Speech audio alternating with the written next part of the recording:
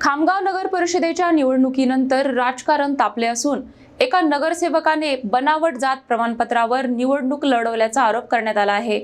संबंधित नगरसेवकाचे पद रद्द करून गुन्हा दाखल करण्याची मागणी करण्यात आली आहे।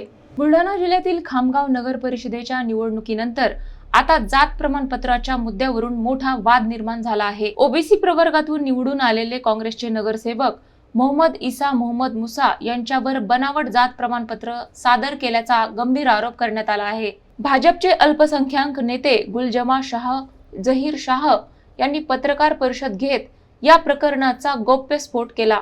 त्यांनी दावा केला की निवडणुकी सादर करण्यात आलेले जात प्रमाणपत्र आणि कागदपत्रे बनावट असून प्रशासनाची दिशाभूल करण्यात आली आहे।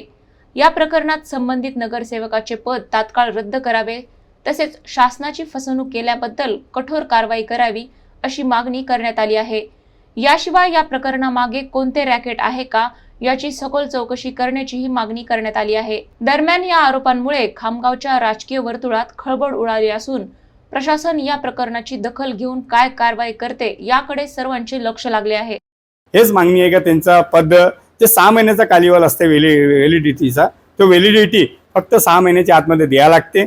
त्याच्या आतमध्येच याच्यावर कडक कारवाई व्हायला पाहिजे, ते निलंबित व्हायला पाहिजे, देशद्रोहीचा गुन्हा दाखल व्हायला पाहिजे। सर्व डॉक्युमेंट त्यांनी एवढे बोगस आणून दिलेले आहे की सर्वांच्या समोर आलेले आहे।